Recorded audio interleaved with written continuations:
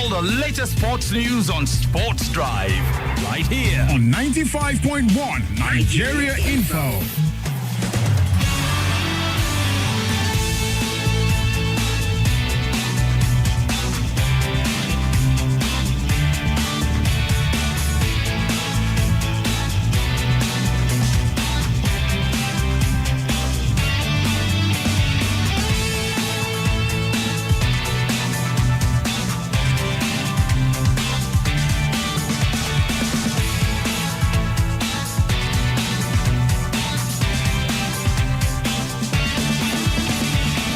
It's a very beautiful Wednesday morning right here on your Let's Talk station. And I tell you, the camp over the Super Eagles of Nigeria has swollen up so much, even from yesterday, to a point where the team had to have their first training session ahead of a double header against Libya. In basketball, people talking up a lot about Lebron James and Lebron James Jr. Seriously, we're going to be looking at that. And of course, the possibilities of F1 race returning to Africa. Kachioga is my name, and I have Wenga right here joining up this morning for the Sports Drive. Wenga, good morning. How are you doing? A pleasant morning to you, Kachi. I'm doing good. I think the stories today are quite emotional. They are personal. Okay. Lewis Hamilton standing up for Africa, we want, because the truth is, just like FIFA is expanding the game to other countries and expanding competitions, F1 is also expanding where they race to other cities. So why not African cities? That's what Lewis Hamilton is asking. Okay, so this morning we're going to kick off. We'll have time for the headlines, hopefully. Let's just start off with the F1 news that we have. It's not something that is new. It's being rumored. It's been talked about. Okay, not rumored, just muted. Kind of talked about in hush tones. It's been talked about a lot. The possibilities of the F1 race returning to Africa. And Lewis Hamilton asked the question after the last Grand Prix was in Singapore, and he was like, we can be adding races in other locations and continuing to ignore the continent of Africa. And, for people who are F1 lovers, please, I'd love to hear from you if you'd love a return of, Formula One to the continent. But let's let you know that there's been, two African countries to host an F1 race before. We've had F1 races in Morocco in time past. We've had the F1 races, in South Africa. In fact, the last F1 race that was held on the continent was in South Africa, and the only African driver to have won an F1 race, his name is Jody. Jody David, he's South African, and he competed for Formula One all the way from 1972 to 1980, winning the Drivers' Championship in 1979. But all the apartheid stuff that happened was why F1 left South Africa 1991, 1992, 1993. It was not consistent again. And after they left, I think in 1992, 1993, the races didn't return. So, Wenga, I don't know if you'd love F1 back in Africa. Why wouldn't I? I mean, first off, I love the game itself. So, but the point is, they would have to select cities that could actually host these competitions, because one thing is having a large landmass. Yes. Another thing is having good road network. So, how many African cities have good road networks? That's where we start from. So if they are able to establish that away from South Africa, because if it's coming back to Africa and it is still South Africa and just Morocco, then there's probably no expansion, nothing different from what they've done before. Okay, so the information I have says Rwanda are seriously in talks with F1 about the possibility of the race returning to Africa and in Rwanda, because they are ready, to have that talk. F1 CEO, his name is Stefano Domenicali. He revealed, that the championship is in talks with Rwanda over plans to host a Grand Prix in the East African countries. And who better to champion this than Lewis Hamilton himself, who has some African heritage? And although he hasn't started this season in the F1 quite well, his last 3 games, I think in the Italian Grand Prix, Azerbaijan and Singapore, was 5th, 9th and 6th respectively. Don't worry, he's been like that from last season. Exactly. So in terms of on the pitch, like we would say in football, he hasn't really caught it, but he has enough credence. He has built enough in his career to come out and speak for Africa. So yeah. All right, yes, indeed. On the racetracks, Hamilton is not being hit from last season into this season. But when we talk about some drivers who they have faces when they talk, people want to listen. Of course, you might want to consider Sir Lewis Hamilton. Please add Sir to his name, but Sir and the all those sports personalities who've earned it, who've been knighted, all the you have to add Sir to the name. He's a titled man. Yes, indeed. Please, we'll move over to basketball, shall we? So it was history and history and history. LeBron James, Senior, and son Bronny James officially became the first father and son duo to play as teammates in an NBA game. This happened on Sunday night during a Lakers preseason game against the Phoenix Suns. Even though Lakers lost that game, though, but it does not take away this beautiful history. Bronny, who turned 20 on Sunday, came into the game to start the second quarter to mark the milestone moment. And LeBron, started Sunday's game after sitting out the one day they had on Friday. It was against Timberwolves because he had to rest. And he finished with a game high of 19 points while Bronny was held scoreless. But the history is the father and son. I think we were talking Cristiano Ronaldo Senior and Cristiano Ronaldo Junior. Yeah. Maybe that will be the next father and son duo we're going to be having in sport. And the funny thing is, LeBron has two sons. Yes. Bryce, the youngest, is also an NBA player. So he's coming through the ranks from college and all of those things. So again, it's beautiful to see, especially when you share the same pitch with your son. I think the only time I've seen something close in football was Diego Simeone as a coach, and then his son coming onto the pitch to play. And we've had brothers a lot of times. Absolutely. Too. And sisters. Kylian Mbappe and in the Super Falcons. Absolutely. Yeah. So a lot of times is that not Tony Payne? And Pine sisters. Yeah, exactly. So it's beautiful to see when family members share the podium. In this case, father and son, the sort of mentorship amazing. Going up on the pitch. It's amazing. It's for me, it's the moment.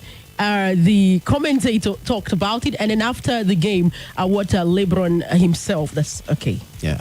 So we have to add LeBron Senior now.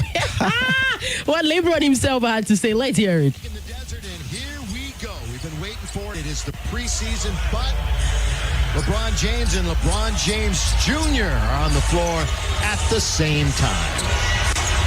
That is nice. For a father, it means everything. Someone who didn't have that, growing up, to be able to have that influence on your kids and have the influence on your son, be able to have moments with your son, and then ultimately, to be able to work with your son. I think that's one of the greatest things that a father could ever hope for or wish for. So it's pretty cool. The emotions, it was when he had to wipe out tears for me. That's for LeBron Senior. Was just such a beautiful side. Histories are meant to be set, and histories are meant to be broken. For me, this one is one of a lifetime. He is such an amazing NBA player, talking about LeBron James. Yes, and indeed. He has a lot of interesting stories off the court as well. He has a photographic memory, and he has this handshake with different fans, teammates. He remembers every single gesture to different people. That guy is just so brilliant. And to see his son coming through the ranks. His son is also an amazing NBA player, so to speak, if you follow the game. So should I tell you something else? Mm-hmm. Something else around these I don't know, but whatever they are saying, the fact is that the boy is already in the NBA. So Bronny entered the NBA draft after only one season in college basketball with the USC Trojans, and the younger James was chosen with the number 55 overall selection in the NBA draft to become the first active father and son duo on the same NBA roster. But his selection was viewed as a heavy case of NBA nepotism, as his college statistics were, not better than some players that were not selected in the draft. So, but then it is what it is. So the thing is, there are some quarters like ESPN and some other top sports firms who are saying probably he's being set up to fail, because it is one thing to be happy that father and son are sharing the court, but this is Lakers we're talking about. There's pressure that comes to playing for the Lakers. There's expectation of what they're supposed to achieve, game in, game out, and if he doesn't meet up to those targets bearing his name, of course he would attract more and more criticism. So, just like what Alex Iwobi is facing, just because JJ is related to JJ his uncle. Exactly. So it's left to be seen if he is able to live up to the expectations. All right. Yes, indeed. It's Sports Drive this morning from F1 to the NBA. I don't know if you think, one question, if you love the idea of having a Formula One back in Africa, and if yes, which country? But to the best of my knowledge, it's Rwanda that is looking likely for now. If you're an F1 fan, please, it's time for you to get on the lines.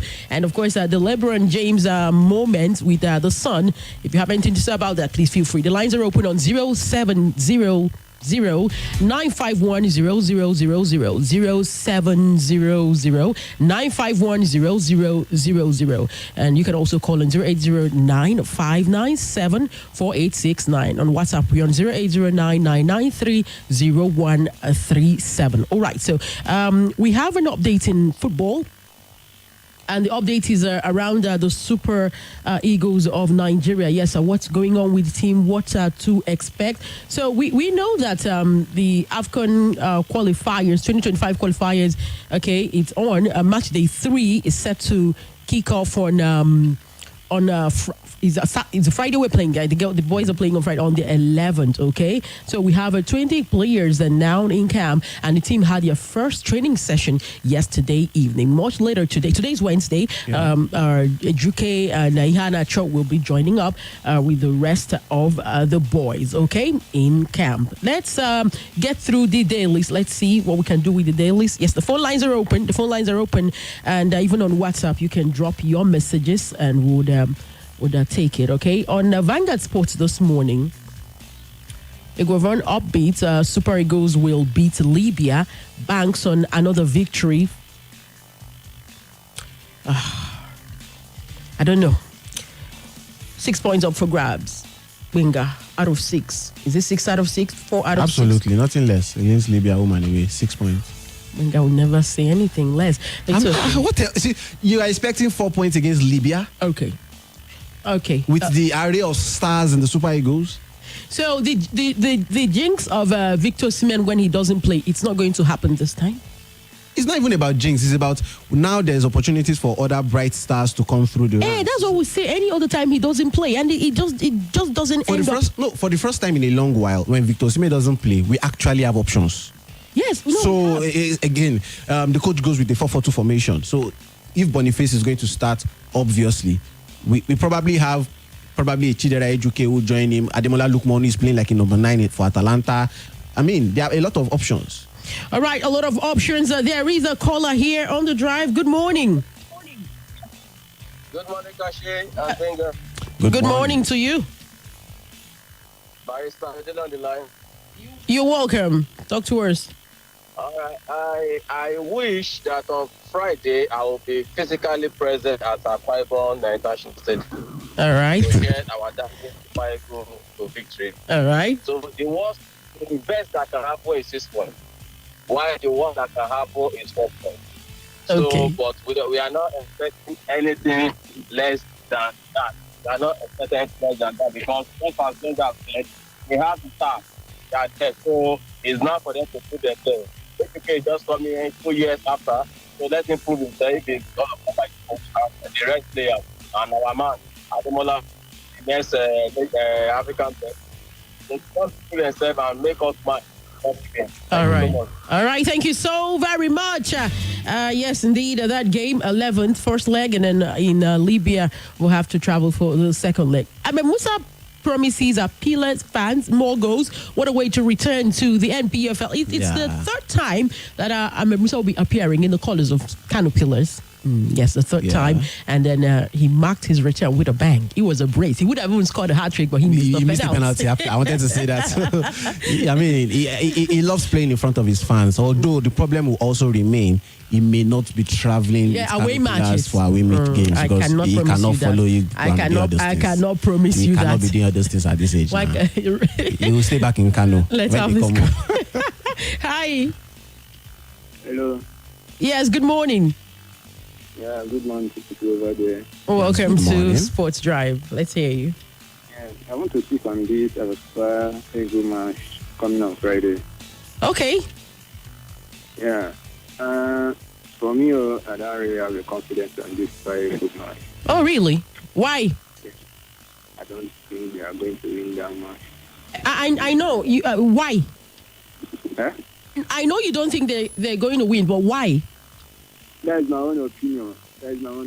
I don't feel like they are not giving me the vibe they are going to win the match. Look at 2 days ago, our players are not yet complete in the stadium. Oh, in the camp. All right. So there are 20 players, and then the players who were not in camp. Sorry, but I kind of feel they might not be starting. You think so? Yes, I have a feeling that Iheanacho and Ejuke might come in. No, if they come in late, fine, they can be left out. But it's the qualifiers, right? Regardless of the time of arrival, we need our best legs to wrap up the points we need. I mean, the earlier we get these 3 points or 4 points or 6 points, the best for us. So if the better players come in late and they are still fit to start, it's still down to the coach. Right. Don't forget, the question of the day is actually on Formula One. If you'd love the idea of the races returning to Africa, if you'd love the idea of Formula One, according to Lewis Hamilton, why not? If not, that's what he's saying. All right. Let's let you know as one of the other headlines right here on Vanguard Sport. They have this caption: CAF Confederation Cup. Enyimba will qualify from Group of Death. Enyimba will qualify from a Group of Death. That is the head coach Yemi Olanrewaju that is saying this. And well, we'll see about that. Okay, from Vanguard Sport, let's move to another daily. Let's see a blueprint. Sports a blueprint. What they have for us? Rangers Foundation inaugurates a 4-man committee on a street soccer league. Rangers Foundation inaugurates a 4-man committee on a street soccer league. Okay.